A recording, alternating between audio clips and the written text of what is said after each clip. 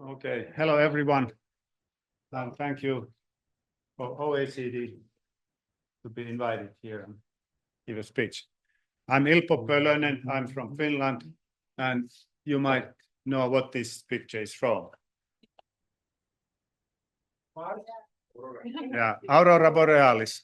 Yeah, and you can rent a cabin and just open the drapes and see the Aurora Borealis when it's -30 in outside.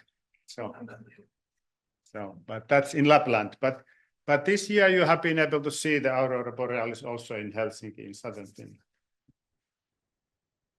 Okay, something about myself. So my name is Ilpo Pölönen, and there are a couple of dots in my life there. So I was born in Eastern Finland there, and then I studied in University of Helsinki, agriculture, did my master's degree there in animal nutrition. So I'm agronomist. Then I did another master's at Oregon State University. That was 1991 already. But before that, I had my internship in Winnipeg, near Winnipeg on a dairy farm. And I'm happy to go there now next weekend after 41 years. And I'm invited there. So this was the beginning of my career there, and now it's about at the end. So it was very nice to get invitation when I said that I'm coming this close on the continent. So, and now I'm here in Nebraska. So maybe you already read some facts about Finland, but when we talk about agriculture, I have to say that we drink milk at lunch. We drink a lot of milk, and we have big dairy industry, about 240,000 cows now, and so I think 100 different dairy products in the grocery store. You can find low fat, high fat, no lactose, high protein. Drink milk, because if the milk is put in fractions and put together again, you cannot call it milk anymore. It's milk drink. So we have a lot of this, and it's because we are just a northern country and grass grows well still in Finland. So grass silage is the main feed for cows. So there's then some other interesting things, like most heavy metal bands per capita, and Arctic Circle, and we became a NATO member in last year, and target of carbon neutrality is in 2035. So, and some pictures about my country. So, not as flat as here in Nebraska. And we have winter, 5 months of snow, and we have to store the feed about 8 months. So we make silage from grass with formic acid, or then biologically with lactobacillus. And we have good hiking trails there too. Some pictures. Okay, then about my university, Häme University of Applied Sciences is about 100 kilometers north of Helsinki, and has also the natural resources departments, and we have forestry, we have dairy barn, then we have horticulture also, and so everything natural resources department. I'm not going to go to these web pages because maybe I don't get back from there. You have to be careful with the presentation. But anyway, with this Google Word, you can find what we are doing: smart bio, smart solutions in biotechnology. Okay, and then about this presentation, I have colleagues here, and for example, Salla Leppäkoski, she's from our university. She did the greenhouse experiments, and then these two guys are from LUT University in Eastern Finland, and they are helping. They have their own projects dealing with my innovation. So this, I give you some background to you about, because all these things, they are connected to your country, and how to deal with manure and how to deal with carbon recycling. And Finland is like this.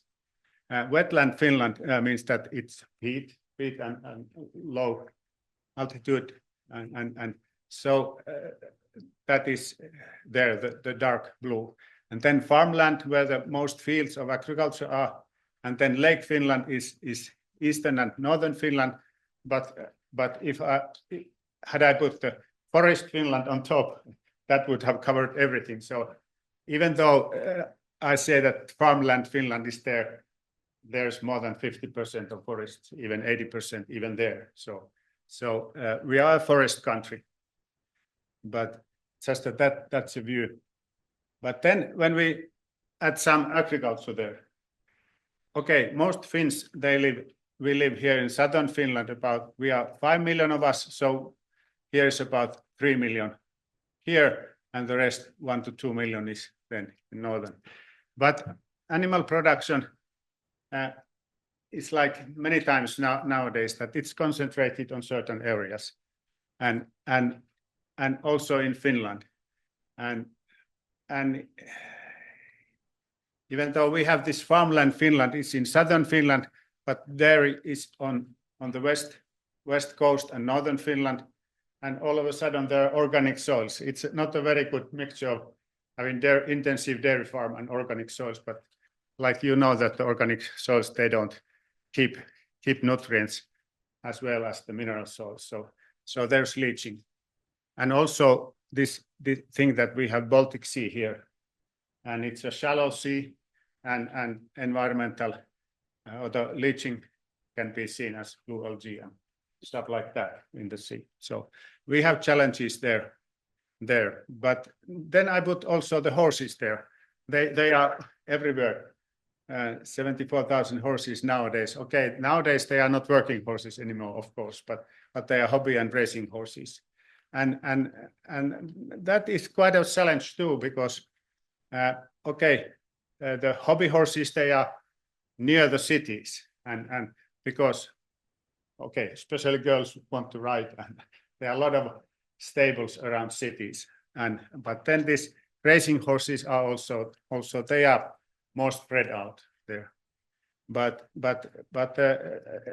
stables nearby cities, they have challenges to get rid of manure, because there are no farms, and not all farms want to receive horse manure, because there can be wild oats and such like that, so it's not wanted product. But let's say a little bit about manure. So manure presents two primary challenges that limits its usage and marketing outside of farms. Because one solution would be that we could sell manure to outside farms. You can give it to other farms, and that's okay. But in some cases, selling would be better. You would have much more customers. That way, you could recycle carbon more effectively than just to give other farms.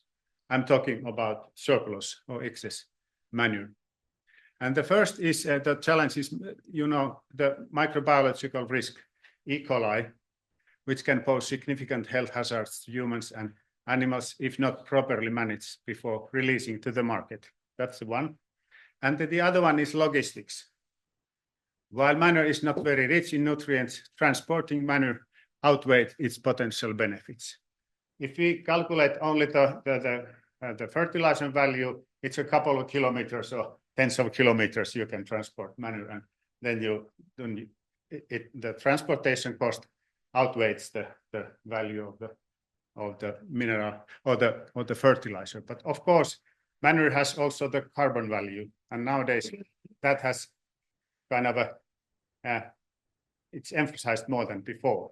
Not only the fertilizers, but as a feed amendment, it's become important. Biogas is and will be in Finland the mainstream.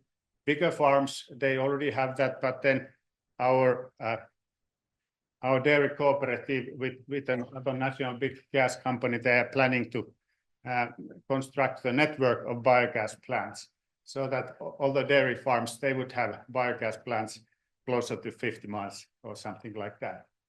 So there would be, because the farms itself, not all are big enough to have their own biogas plants, but that's on the design table yet, but there are such projects. But then, of course, it cannot be total solutions. Farms and circumstances vary, and you have to have many different ways to increase carbon circulation and nutrient circulation, recycling. So we need various techniques and for different unit sizes and geography. As we talk about this horse manure now more, there was a growing demand for a low-tech and low-cost solution designed to sanitize manure directly on farms, making it suitable for marketing beyond the farm environment. So close to cities, if the horse stables could sell the manure to garden people, they could get rid of it and they would pay much more than other farmers, of course. But for that purpose, it has to be, hygienized, and it has to be made into a product, because you cannot transfer E. coli to other. You cannot sell such products that has the E. coli. So and so.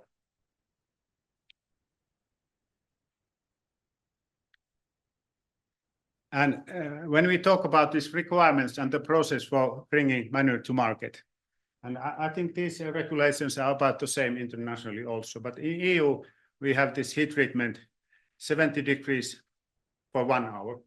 And biogas plants usually have extra energy. They can do that for their end product. But then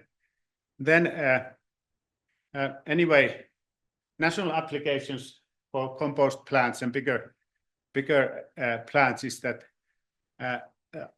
our authorities have given permission that if you compost in 55 Celsius for 2 weeks and then turn a couple of times, then it's ready for the maturing stage for several months. And the whole process takes usually 6 to 12 months.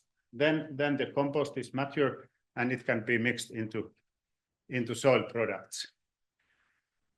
And also, it's not in the law, but usually authorities require that you have to eliminate viable weed seeds, and horse manure especially is less favored by farmers for this reason. So to make it a product, you have to get rid of these viable weed seeds as well. And what to do then when you have hygiene product without weed seeds? Then you have to have plant inspection, of course, and the authorities come and check your plant, and then you have to register your farm as a producer of fertilizer, organic fertilizer or soil amendment. Then you have to have self-monitoring program, regular samples taken by authorities. You have to be ready for that. They can take plant samples somewhere and do that. So it seems quite complicated, but it's not that complicated anyway. But of course, for small horse farm, it's not possible. But a little bit bigger ones, maybe. So how can heating of manure up to 70 Celsius be done with low cost? Okay, if you start boiling manure, it takes quite a bit of energy. But I started this by utilizing manure's ability to generate heat internationally. We have dung heap, and we have separated solids of slurry. And if you put the thermometer there, you can easily measure 60 even to 70 degrees of Celsius inside. So we have the temperature there, 70 degrees. We just have to show authorities that all the particles have gone through that. And how can we do that then?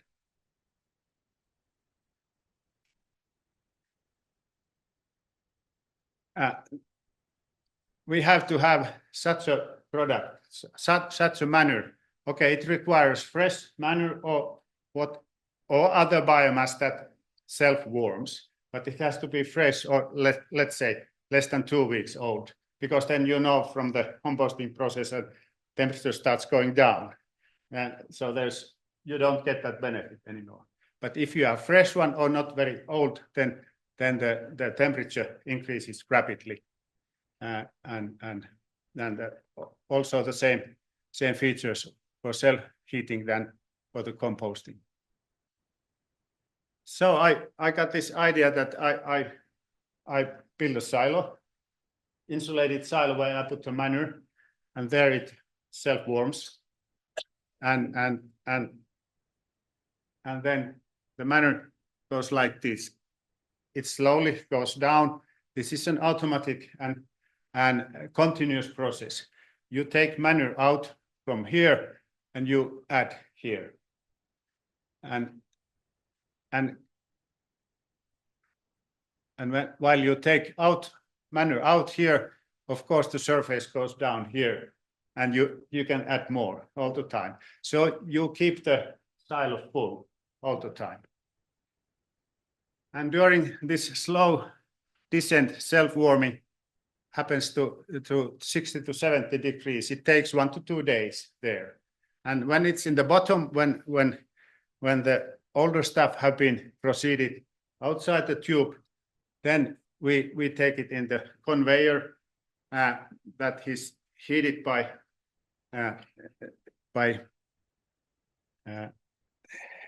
extra energy, so that we can ensure if the manure didn't warm up to 70 by itself, we just add enough of energy to increase it above 70. And then the manure proceeds in the tube, and this driving unit controls with sensors, so that this 1 hour rule is fulfilled. So at the end, slowly every 20 minutes, it outputs a little bit manure.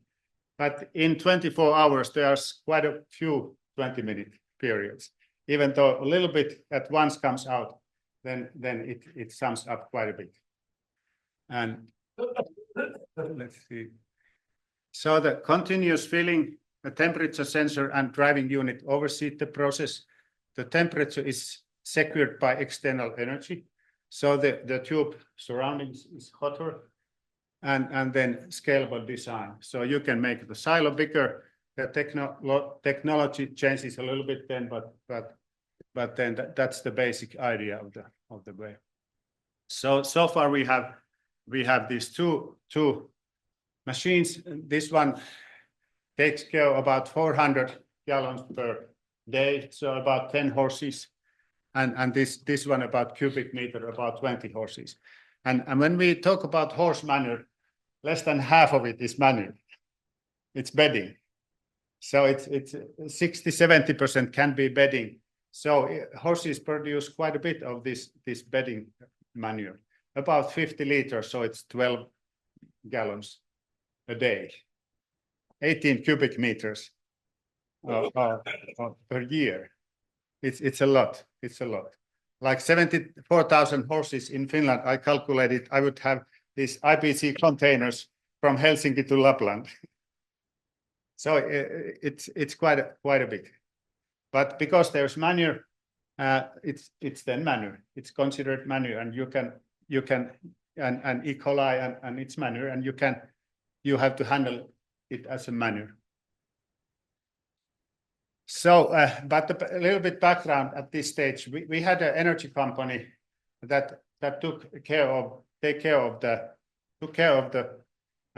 manure for a couple of years. They took the manure from the stables and they burned it because they had the smoke gas washing chimney, the €1 million chimney, and they did that, and they returned heat to the stables, and that worked quite well. But all of a sudden they stopped the service, and then the oldest horse stables were without any, and they were in trouble because they just want to concentrate on the core business, the losing money in horse racing,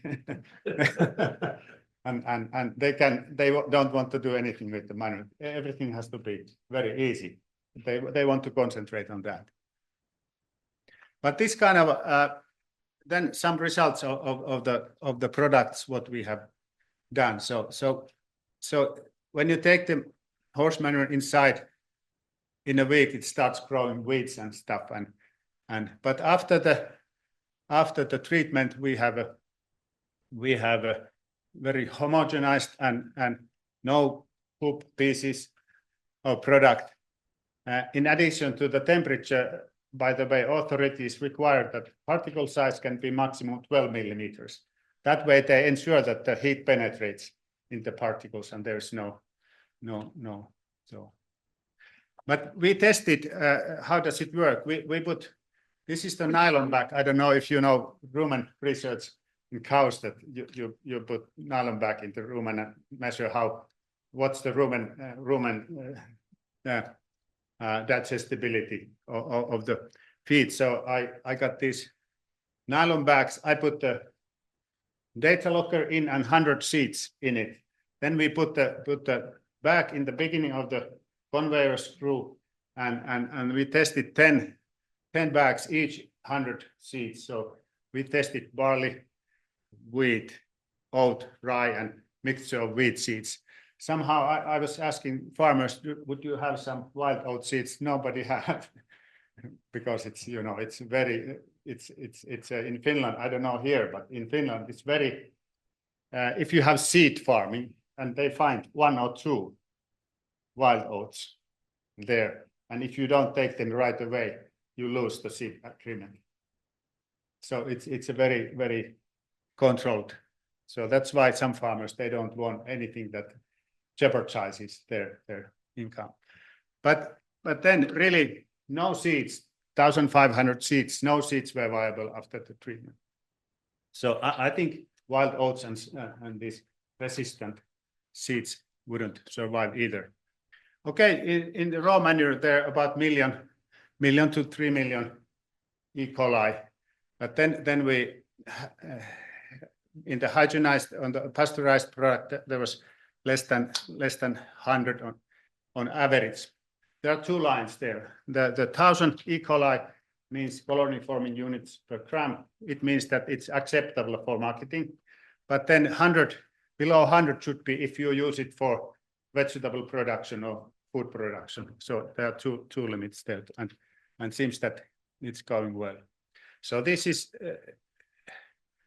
horse manure and peat bedding and wood bedding. So there can be 4 or 5 different bedding qualities, and of course the end product quality and the use and availability of nutrients depends on the bedding used. So here are some results that we have about experiments we have done. Phytotoxin is because this is not mature compost. It's 2 days old. It's not mature compost. There's still CO2 production quite a bit left. So we did an official phytotoxin test with cress seeds, and only 20% volume was the highest level that cress seed tolerated this product, because there are phytotoxins still left. But tomato is different, 100%. We grew tomatoes on this horse manure. It was peat-based horse manure, so it's maybe manure 30-40%, and the 70% was peat then. And tomato is quite resistant to it. It tolerates quite high conductivity. What's the conductivity value? And salt. So there are differences between. You cannot judge based on the cress seeds that, oh, this is not good product because there's too much phytotoxins, but you can use it some other plants instead. Then we tried with Chinese cabbage, and we started from sowing. So it was kind of the same as cress seed. We put the seeds in this horse manure. We didn't have, of course, 100% there, but we had the maximum was 40%, which means that there was 20 to 30%, 20% of horse manure, and the rest was peat. But the control was just peat bedding. pH was adjusted to 6, so there was no pH effect, but no growth was detected. But then when we have 10% pasteurized manure, we already had quite a good growth. Then we had 10% pasteurized manure plus inorganic nitrogen added a little bit. So there's nitrogen deficiency. We all know that biological nitrogen or these organic sources of nitrogen, they are not used 100%. They are not available 100%. And so then 20% pasteurized manure, 30 and even 40%. So 40% really produce the same growth as the fertilized control. But of course, there was a nitrogen content was higher there. But you can see that, and this experiment didn't continue to the head forming stage, but to that only. So it was 40 days or something, but we didn't continue it further. But this is then diagram how it would go in horse farm. You would empty the manure from stalls to this machine that homogenizes it, puts it in the silo, and then it comes out from the pasteurizer. Its temperature is about 80, so it evaporates a lot. And here I have drawn a kind of a closed conveyor, but and also the fan that takes it kind of dries. But okay, open belt is much better. You have to have only thin layer, and the dry matter of the raw material is 30. So here it can be easily increased over 40, 45. And in hand, it already looks quite dry. And it means that it stabilizes. It doesn't rewarm anymore. So you can store it in big bags or even in these exchangeable containers. So that's the schematic picture of how it would work. And we have it installed in one horse stable, and I'm not allowed to show more than the end of it, but it's really homogenized and good looking stuff, let's say so. Total retention time is 2 days. The final stage is pasteurization in above 70 Celsius, lasts only 1 to 2 hours in the conveyor tube. The product is homogenized mixture of manure and bedding. Availability of nutrients depends on the used bedding material: peat, wood, straw, reed, and like peat is good as a bedding, but wood manure would be like a mulching or soil amendment. We don't have results of experiments how well but usually wood binds nutrients at least the first year. For the first year. And this is an interesting technology because it changes the whole system of the horse farm. You don't need any more dung pile, but you put everything in this box. And you don't have any more manure storage, but you have product storage. And it's quite odorless because ammonia, a lot of gases evaporate there. So. And one more thing which has been very interesting to farmers, that you could probably recycle 1/3 of it as a bedding material of horses, and that would be like very good, like economically good thing. So it's low tech and low energy device, and I have to tell this once more. Okay, if you register your plant or barn, horse stable as a organic soil amendment producer, and you want to pass the inspection, you have to have the clean part and dirty part, of course. And there's a wall between. This is the clean part, and you cannot even use the same machines there. So you have to keep it clean and let not contaminate again. But that's when you learn your practices, it's just a way of doing things. So I think, and one more thing, we talk about cow bedding this morning, and this solids of slurry are used as a bedding also in Finland in increasing amounts.